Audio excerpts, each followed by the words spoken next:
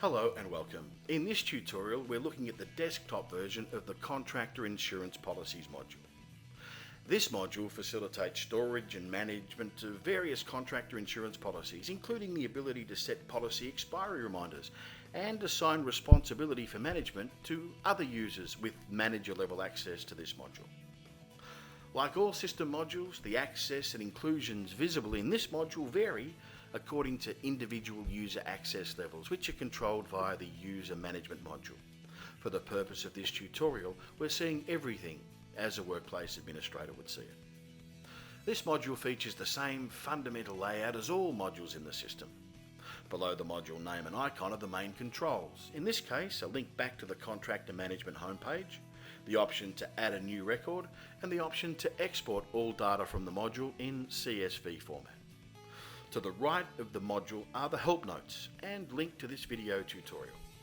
Any records added prior to March 16, 2016 are contained within the archive that's accessible via the icon below the help tools. Archived records can be edited, viewed and exported. However, not all the functionality contained in the current Contractor Insurance Policy module is available in the archive. And below is the module list view. The controls at the top of the list and in the column headings allow you to search, filter and sort the list according to various criteria. The small export icon at the far right of the search and filter tools allows for export of the records after they've been filtered.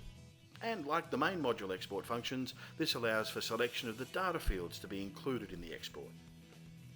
Mousing over the icons in the Action column displays the various options for managing existing records in the module.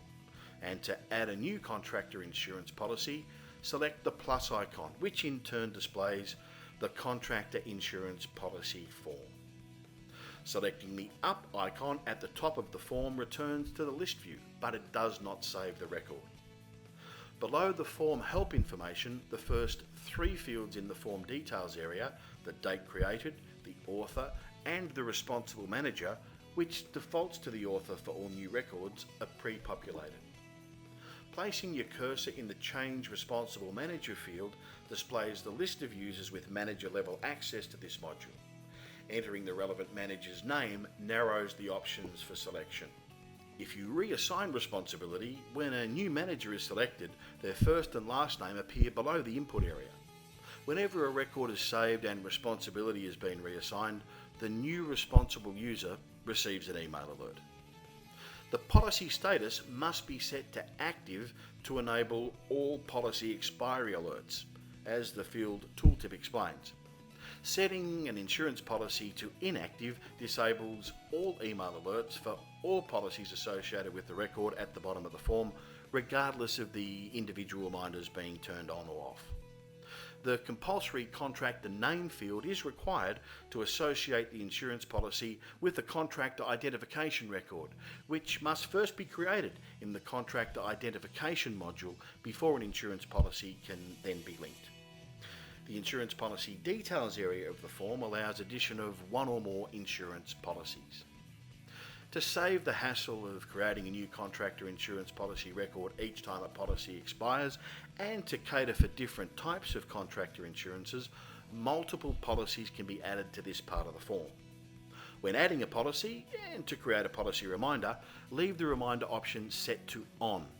As long as the policy status remains active or current, and as long as the contractor identification record remains active, the system will then place an insurance policy reminder alert on the relevant date in the responsible manager's activity calendar, which is accessible via the dashboard on their workplace homepage. The contractor insurance policy record can actually be edited directly from the calendar reminder, or return here to the Contractor Insurance Policies module and edit the relevant insurance policy. The reminders can then be turned off, a replacement policy added and a new reminder scheduled. And that completes this tutorial. For more information, please refer to the module help notes at any time. Thank you very much for watching.